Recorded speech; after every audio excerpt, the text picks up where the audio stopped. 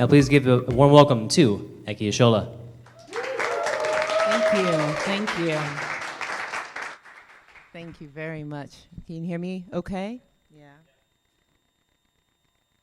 It feels so good right now to be here with power.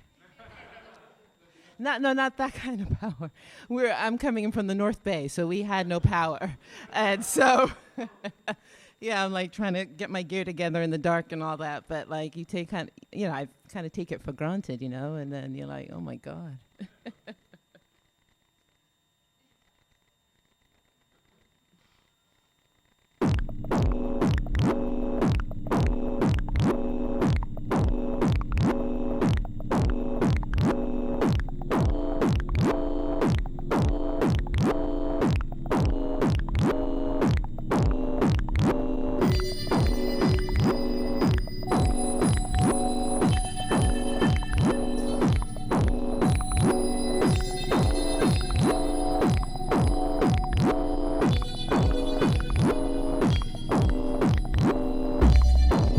We want space.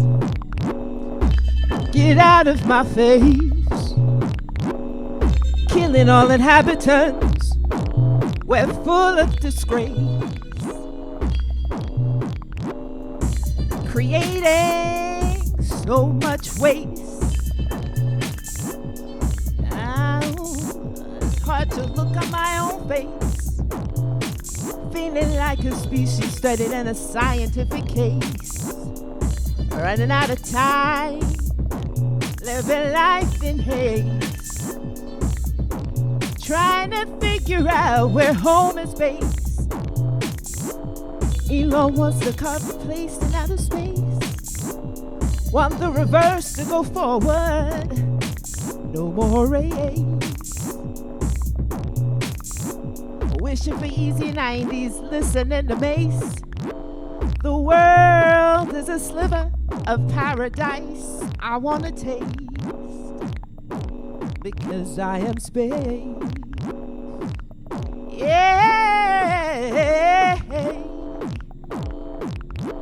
No.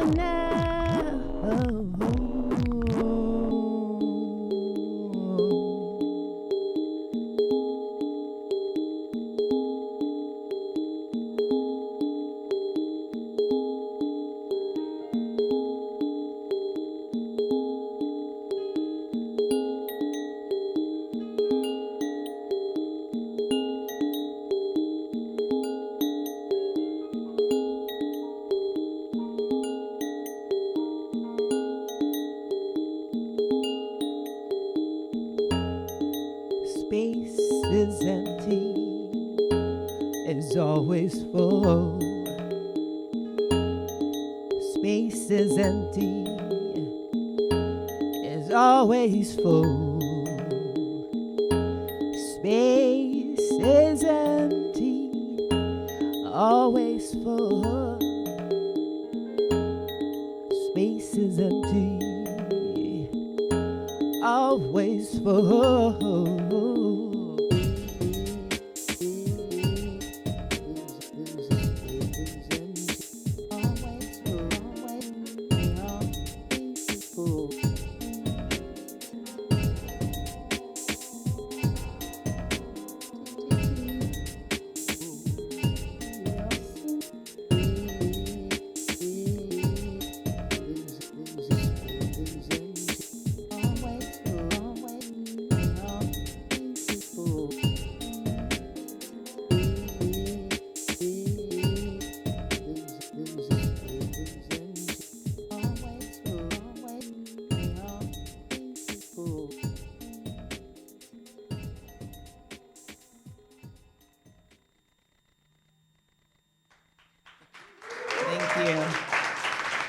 Thank you very much. Thank you. I did not sample that horn at the end. This next song I just want to share with you quickly. 2 years ago this month, 2017, October, my family and I went to the Hardly Strictly Bluegrass Festival and had a great time. Came back that night, went home. We live in Santa Rosa. And went to bed around 9 o'clock. And maybe about an hour later, my two children, they were, I think, about 7 and 9 at that time. They came into our bed, and they never do. And I was like, all right, lie down, lie down. And I noticed that the room was starting to feel warm, and I'm like, should I put the AC on? But it's October, right? I'm like, I don't really want to do that. And then I remember smelling a little bit like a wood-burning stove, and we live in the country. And I'm like, okay, maybe somebody's just burning, whatever. And then I, took a look outside, and it was this beautiful, beautiful red, like the red, like that cabinet over there. And I was going to take a picture and put it on Facebook, but I was like, no. So then it's now 11 o'clock or so, trying to sleep. Room is getting a little bit warmer, a little bit uncomfortable. And I looked at my phone, and there was a text, and it said, "Are you okay?" And I'm thinking, why wouldn't I be? And I tried to call back, but we had no service. And then around midnight, my daughter says, "Mommy, I hear a bump." And I'm like, "I didn't hear anything, but hang on, I'll go take a look." So I walked to the back of the house where my studio was, and the smoke alarm was going off. It was very high up, and I couldn't reach it. So I went back to the front of the house, tried to wake up my husband, and to put it out. And he opens his eyes and looks outside and is like, "Go back to bed, it's sunrise." It's 2 a.m. So then I heard, "Mommy, the garden is on fire." And I'm like, what? And I remember going to the kitchen, and our kitchen doors were all glass, and outside there were rings of fire all along the grass, and it looked like somebody was throwing fireworks off the roof, just coming down. And the only thing that I could remember at that split second was something that, they taught us in this leadership training. It was like, if there's anything, any kind of disaster, get your shoes. So I was like, get your shoes. And and so we're trying, there's no power, it's dark, I can't see.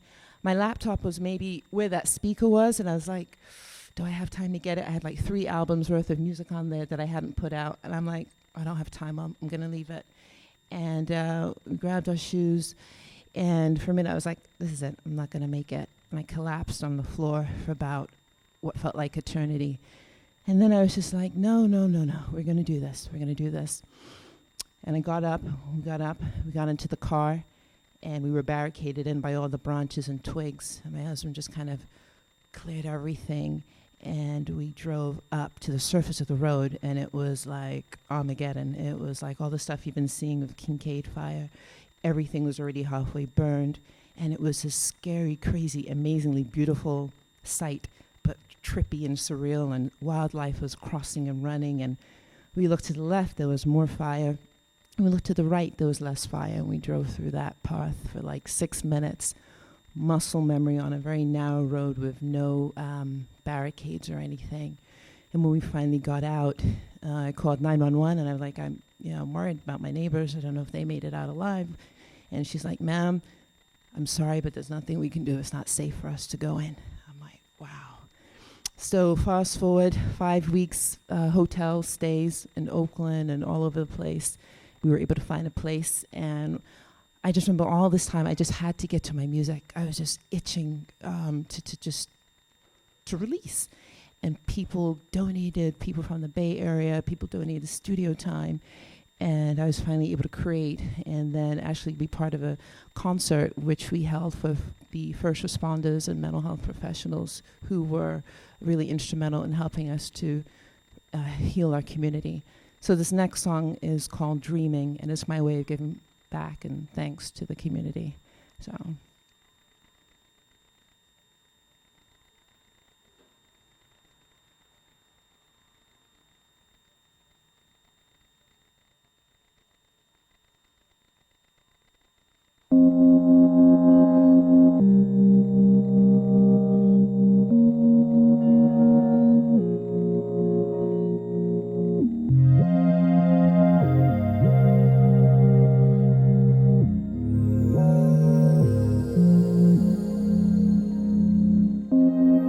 Time to say bye, but giving thanks, trying to find peace of mind.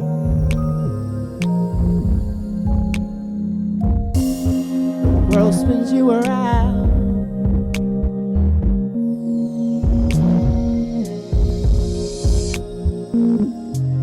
But don't let it pull you down. I am who I am. You are who you are. Ashes down on the ground, surround. Hey. When love and connection sets us free.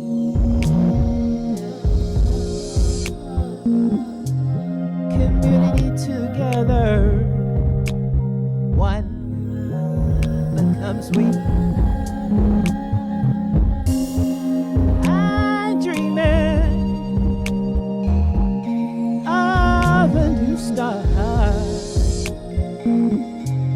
The light shine from the heart.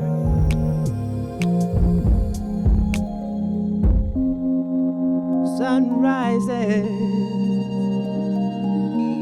life flows on. Memories healing, but never gone.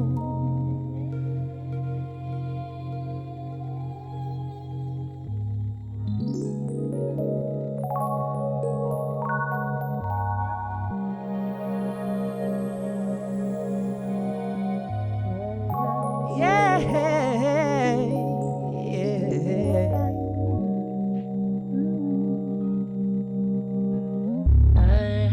Loss turns to meaning and gain.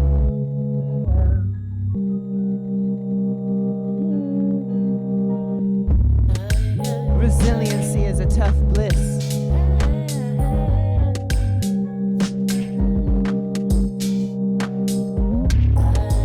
Rising out of the fire, sailing through with hope and desire.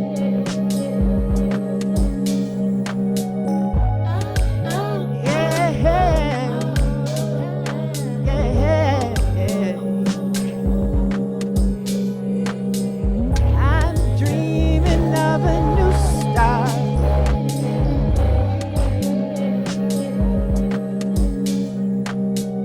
Let light shine from the heart. Sun rises, life flows on. Memories healing, but never gone.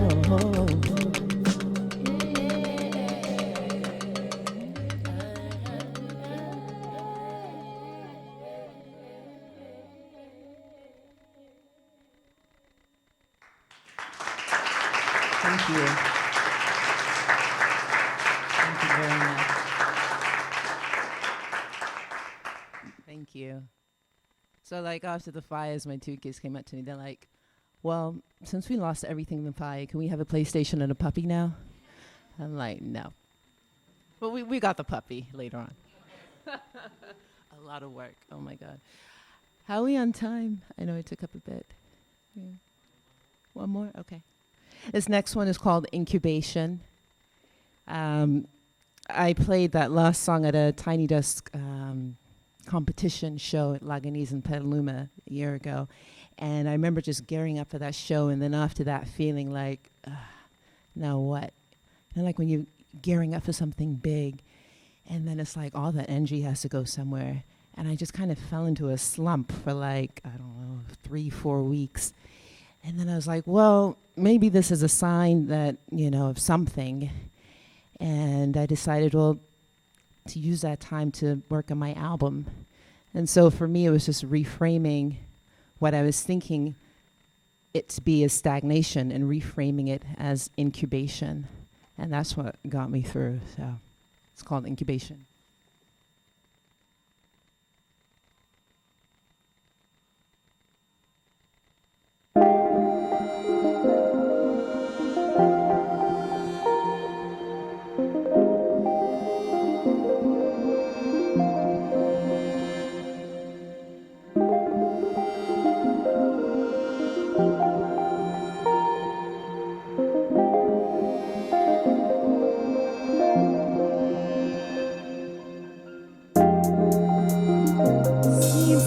nothing's happening.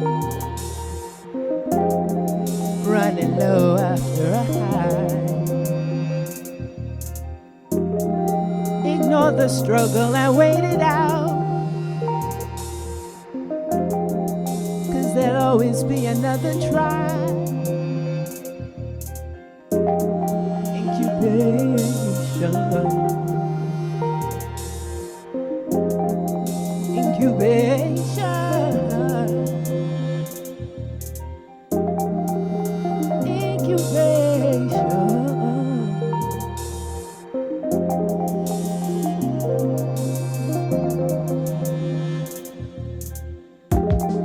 Demons inside tell you there's no flow. Inspiration not feeling right. Creativity you think is all gone. Nah. Can't always be at peace tight.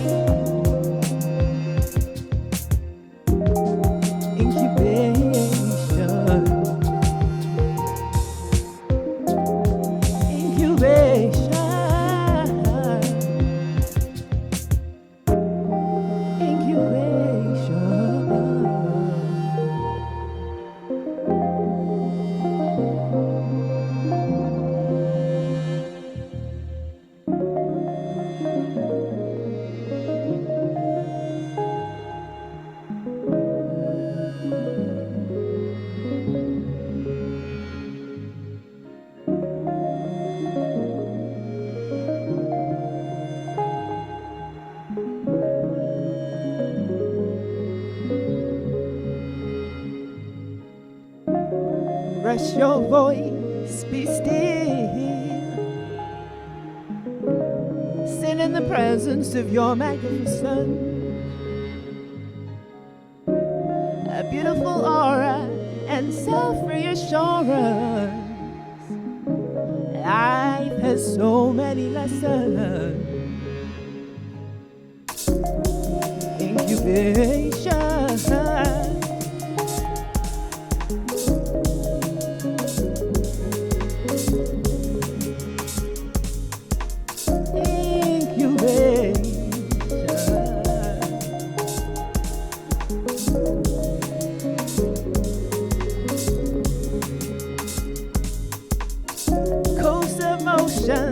Throw up high in the sky. Down comes your forever glow. Reunification of all your dreams. Beautiful. My, oh my.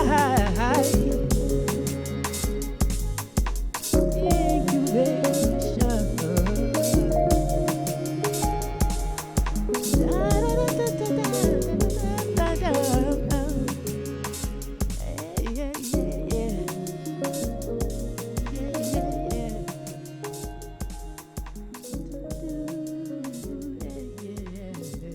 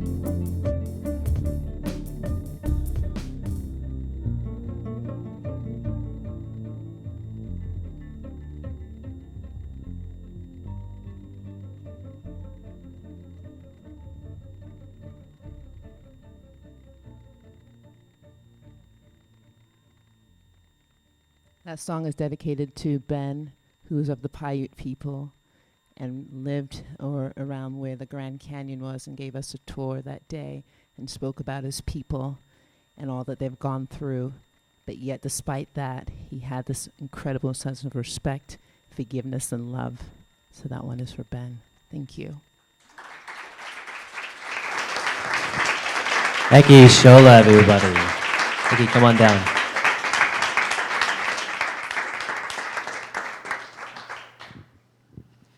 That was a wonderful performance. Thank you very much for playing with us today. Thank you for having me. So tell us a little bit about how you prepared your set for tonight. Sure. Well, let's see. It really depends on the mood. I have a playlist generally, and depending upon what I want to share or how the audience is feeling. I like to share that fire story because, I don't know, I feel like it gives just a little bit of insight what we went through, but also it's a ripple effect, and whether or not you lost your home, we're all... Don't hold it there. Okay, we've been sort of indirectly affected, so... But technically, yeah, it depends on the moment, what I want to play and how I'm feeling. Well, I really enjoyed hearing the fire song. Yeah. It was really inspirational, Thank you. and to all of us that are in the Bay Area, that really really hits home for a lot of us. Right. And right. as I can tell, as I can see from your story and your lyrics, you lived it. Right. And it was very touching because I remember within that that first week coming down to the city, because I was working. I think I was still in shock, and like the next day I went straight to work in the city. And, stores were, had signs up saying, they were going to be donating part of the proceeds to people in the North Bay. And I was just so touched, by that. And we have a very special community here to tap into and to respect and to honor. So. And tell me a little bit from the last song you said was it for Ben? Ben, yeah. Tell me a little bit about Ben. Sure. And that experience. He was a tour guide at the Grand Canyon. We went last year, and we didn't really see much, but he gifted us with his stories. And he'd been through a lot and what he'd seen and sort of the changes over the generations and how he was trying to hold on to culture and imbue that sense in the youth. And to help them stay connected to others and to the land. And so he shared that with us, and it was very touching. Yeah. Thank you. You're welcome. That's very nice. Yeah. And do we have any questions from the audience? We'll start over here. When you kind of went into that incubation period where you're like, I'm going to write this album, Right. what, I guess, being heads down and writing an album, what did that look like for you, and what was your process, and how did you balance just kind of playing around and being I'm throwing this down right now? Sure. Thanks for asking. So my setup has changed. I started off in music about 3 years ago. I was working with the Korg Kronos X, which is a workstation. It's a beast. I probably used 0.2% of its capability. It took me a day to figure out how to turn it on. So I did everything, my first album, on that keyboard, auditing, cutting, snipping, reversing, panning, spreading, all in this keyboard, mixing. And then I discovered Ableton. I'm like, oh, a lot easier. So then did Ableton, and for the second album, I had already had it done, and that incubation period was really the mixing, and I was kind of just putting it on hold, not wanting to tackle it, but then I was like, okay, let me just do it. But I'm trying to keep my setup simple. My goal is to learn what I already have, and after losing everything, I didn't want to run out and replace everything, because I didn't use a lot of it. So I was like, what can I use that's really basic? And I mean, even this is a little too much for me. I don't really need it. But I do all the beats myself. I play cello and record it, then I mix it, and then trigger it via the different keys, and then obviously play over it too. So, But yeah, I think after losing all those albums in the fire, what really stuck out to me was like, look, you only live once. Nothing is ever going to be perfect. I'm fine with that, and I'm just going to keep putting out music and just keep at it, and you're just going to get better and better over time. So that's kind of just been my approach. Yeah. Your music combines, I find interesting, it has all these sort of very traditional singer-songwriter, I mean, your vocals and the basic piano sound, but then you have all this other atmospheric and very electronic-sounding pieces, and I'm wondering, what are you thinking when you put those together? I don't have a template, and I purposefully have not really listened to outside music for the past couple of years, because I'm trying to find what my own style is, and everybody says, oh, yeah, listen to this, and my dad is always telling me this. I'm like, I know, give me 3 more years, and then I'm gonna start listening, and I will catch up. But for now, I am just trying to figure it out. And the beauty is, I don't know, there's a freeing sense of when you don't know something. Because if you don't know it, then it's not sitting in your head, trapping you, preventing you from trying. So I started off with more instrumental, more kind of out there stuff, and then it was people in the audience that would always tell me, do you sing? I'm like, no. They're like, you should sing. I'm like, why? And I had stage fright, and I wasn't about to do that. And then I took a couple of group vocal classes, over a year, and then I was like, okay, I'll try it. And it's another way of expression for me, and I enjoy it. So, yeah, thank you for asking. Next. Sure. Have you any other questions from the audience tonight? Oh, yes, hold on a sec.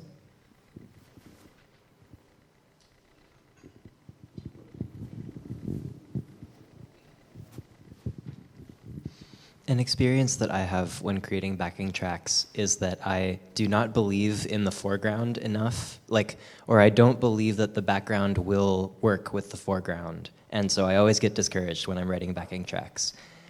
Do you ever feel a similar way? And if so, how do you deal with that? Or do you not feel that way? That's a great question. No, I haven't really felt that way. What's more a challenge for me is writing to a traditional pattern. What is it, A, B, B, A, that kind of, I just can't do it. I've tried, and it's like the one song I just can't release it because it doesn't sound right. But I think the backing track is fluid enough for me that it allows me to meander throughout, and however I'm feeling when I'm playing, it can come through, if that makes sense. But it's changing. Right now, my mind is somewhere else because I just released my 3rd album last week, but I'm working on the 6th one. And so there's already, this is not what I'm composing right now. It's completely different stuff. And so I'm trying to keep up with my own self. Oh, we have one. The question is, where can we find your music? I have stickers. I have CDs. Bandcamp is great. I'm on Instagram, Eki Shola. There are no other accounts with that name. Eki Shola artist. I'm on Facebook, but Spotify, all of them. Yeah. But Bandcamp is a good one if you want to support musicians. Yeah, I think we all like Bandcamp a lot. Yeah, they're good. Okay, thank you so much for coming out and playing this with us tonight. Thank you for having me. You're welcome. Yeah, I appreciate it. We'll take a brief intermission, and while we set up for our 3rd act.